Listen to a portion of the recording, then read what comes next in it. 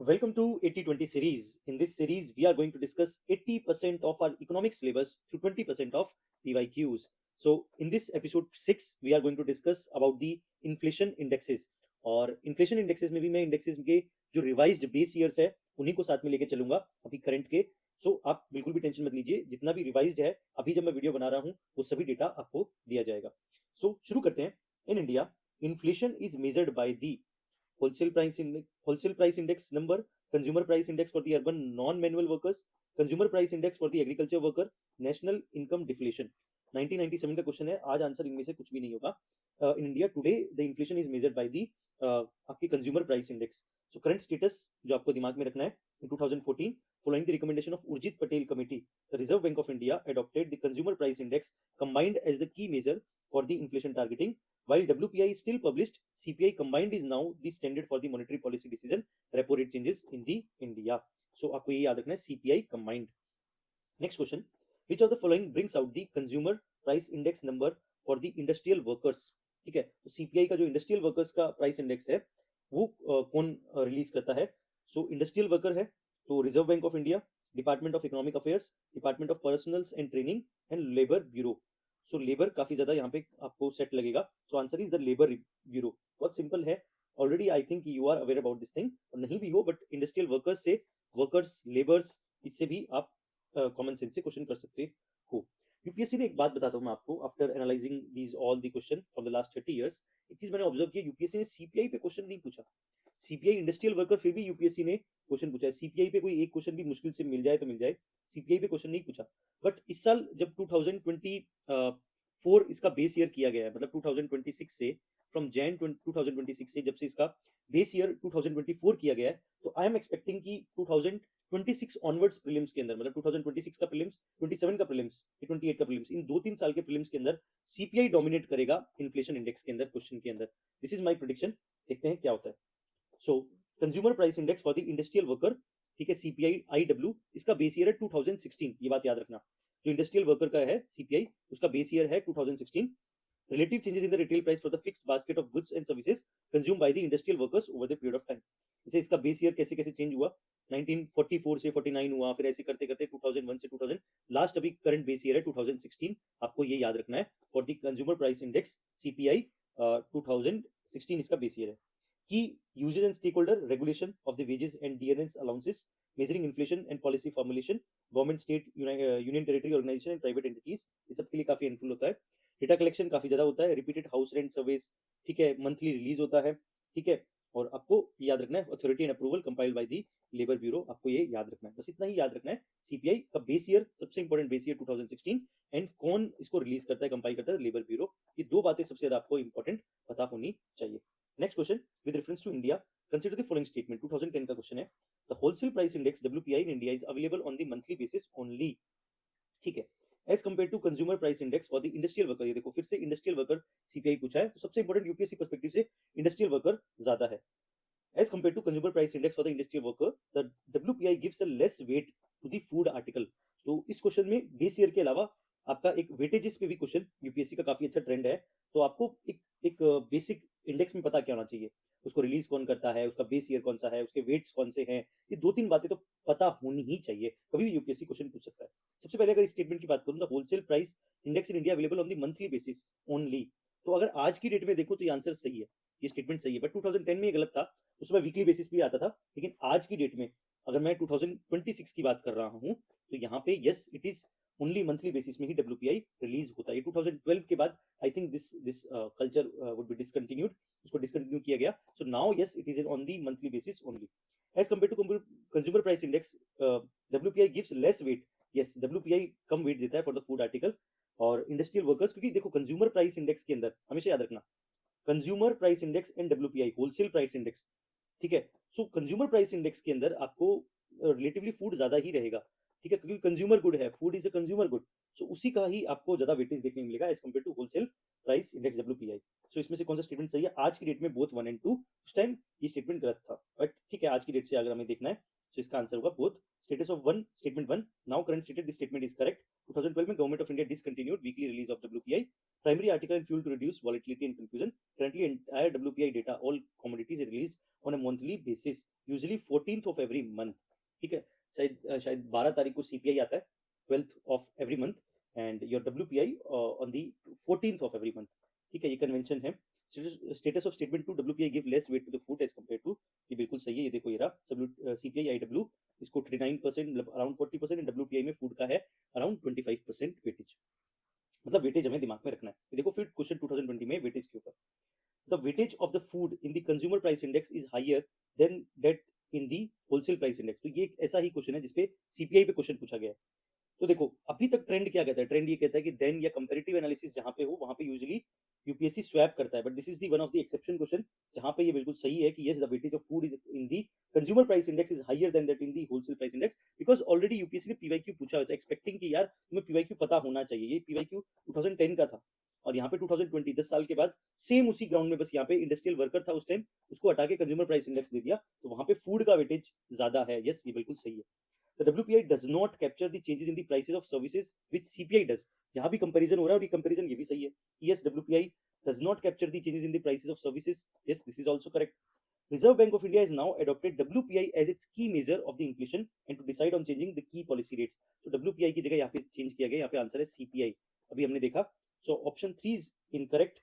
So answer is only 1 and 2 only. Option A is the correct answer.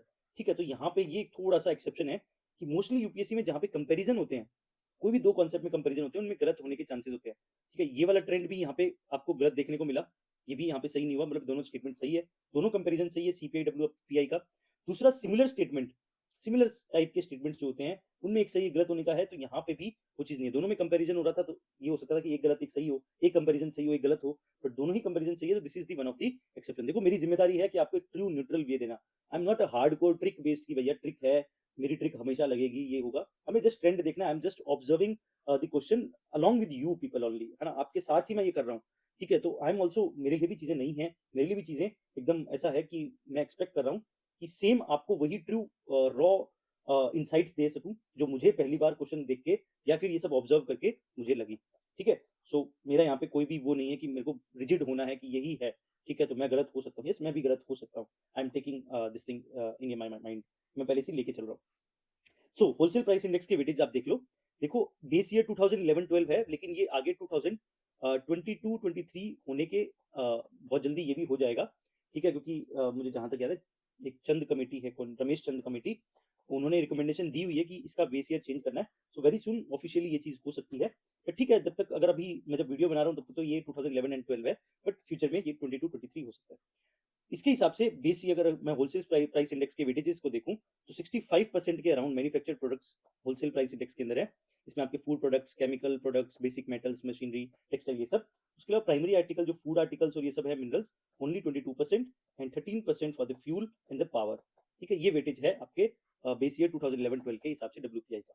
अब देखो CPI में revise हुआ है, तो पहले सीपीआई को समझ लो कि old CPI and new CPI में क्या फर्क है। देखो यूपीएससी जब एकदम फ्रेश कोई भी इंडेक्स में चेंज होता है ना, उसके क्वेश्चन पूछता है, और उसके ना वही ओल्ड सीरीज और न्यू सीरीज में कंपैरिजन करके क्वेश्चन पूछता है। तो मैंने वही उसी हिसाब से ये यहाँ पे पिक्चर लगाई है, ताकि आपको जो लोग 2026-27 में एग्जाम दे रहे हैं वहां पे ये हाई चांसेस है कि इस एक टेबल से क्वेश्चन आने के बहुत ज्यादा चांसेस है, तो इसको ध्यान से समझना। ठीक है, और मैं आपको एक क्वेश्चन डब्ल्यूपीआई का दिखाऊंगा जहाँ पे यूपीएससी ने सीरीज में जैसे ही चेंज हुआ वैसे क्वेश्चन पूछा है, old series and new series में मैं आपको भी दिखाऊंगा, तो उससे आपको आइडिया लगेगा कि यूपीएससी यहाँ से पूछ सकता है क्वेश्चन। देखो ओल्ड में 2012 बेस ईयर था, अब अपडेटेड 2024 बेस ईयर है फॉर द सीपीआई। ठीक है, एंड डेटा क्लासिफिकेशन इसमें 6 ग्रुप्स में क्लासिफाई था, अब 12 डिवीजन कर दिया है। ठीक है, आइटम बास्केट साइज भी बढ़ा दिया गया है, गुड्स एंड सर्विसेज दोनों में। ठीक है, बस बढ़ा दिया गया है, ये याद रखो, कितना किया गया है वो छोड़ो। मार्केट कवरेज, ठीक है, इसमें बढ़ा। सो यहाँ पे काफी ज्यादा सीपीआई में भी आपका rural market, urban market, market coverage भी इंक्रीज किया गया है। ठीक है, फिर ऑनलाइन मार्केट 2012 वाले बेस ईयर में सीपीआई में नहीं था, ओल्ड सीरीज में, बट 12 ऑनलाइन मार्केट प्लेसेस को भी इसके अंदर इंक्लूड किया गया, ये याद रखने वाली चीज है, the most important thing. Then urban area only housing index, तो फर्स्ट टाइम ये भी देखो कि इसमें रूरल हाउस रेंट को भी इंट्रोड्यूस किया गया है, ये भी एक न्यू फीचर है। मैं आपको बताऊंगा क्या क्या न्यू फीचर्स है फॉर दिस सीपीआई 2024। ठीक है, उसके बाद फूड एंड बेवरेजेस के वेट को कम किया गया है, पहले 45% कुछ था, अब 36% आपका लगभग हुआ है, 36.75% टू बी प्रिसाइजली। फिर हाउस वेट को यहाँ पे इंक्रीज किया गया है, मतलब फूड एंड बेवरेज को डिक्रीज किया गया है, वहीं पे हाउसिंग वेट को इंक्रीज किया गया है, ये याद रखना।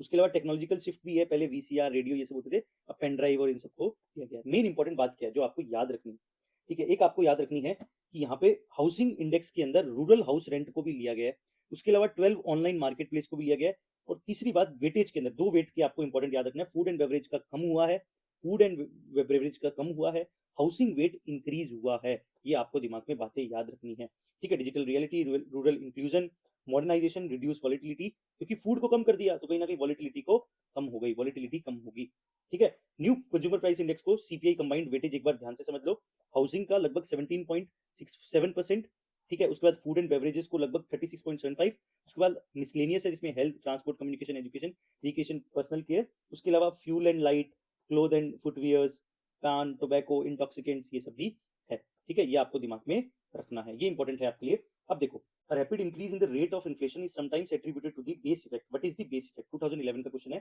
बेस इफेक्ट अभी हमने बात किया बेस ईयर की, सो बहुत सिंपल है, it is the impact of the price level of the previous year on the calculation of inflation rate. So option C is the correct answer, इन सबको पढ़ने की जरूरत नहीं है, बेसिक सिंपल क्वेश्चन है, ठीक है। The new series of wholesale price index release by government of India with reference to, तो बेस प्राइस ऐसे डायरेक्ट भी यूपीएससी पूछ सकते हैं, 2001 का ये क्वेश्चन है, जस्ट मैंने आपको दिखाया कि ऐसे भी क्वेश्चन वो पूछता है, ये देखो, ये मैंने क्वेश्चन आपको इसके बारे में बता रहा था, with reference to wholesale price index consider the following statement, the new WPI series with the base this has become ineffective from April this, the new WPI series became ineffective from this, the weight of electricity has increased, तो कहीं ना कहीं इस type के question same बन सकता है with reference to CPI old and new series, ठीक है, इसीलिए मैंने ये क्वेश्चन यहाँ पे रखा है, इसका आंसर अब हमारे लिए इंपॉर्टेंट नहीं है, बट यस ये आपको पता होना चाहिए कि जब भी बेस ईयर रिवाइज होते हैं तो अगले 2-3 साल तक यूपीएससी वहां से क्वेश्चन पूछ सकता है काफी ज्यादा। In India which of the following is responsible for the maintaining price stability by controlling inflation, department of consumer affair, expenditure management commission, financial stability and development council, reserve bank of India. ये काफी unique लग रहा है but answer है reserve bank of India, बहुत ही simple, but हमें जानना होगा कि ये financial stability and development council क्या है, इसको समझ लो। Financial stability and development council, nature and composition, FSDC, leadership है, चेयर पर्सन है यूनियन फाइनेंस मिनिस्टर, ठीक है, जैसे करंटली निर्मला सीतारमन जी।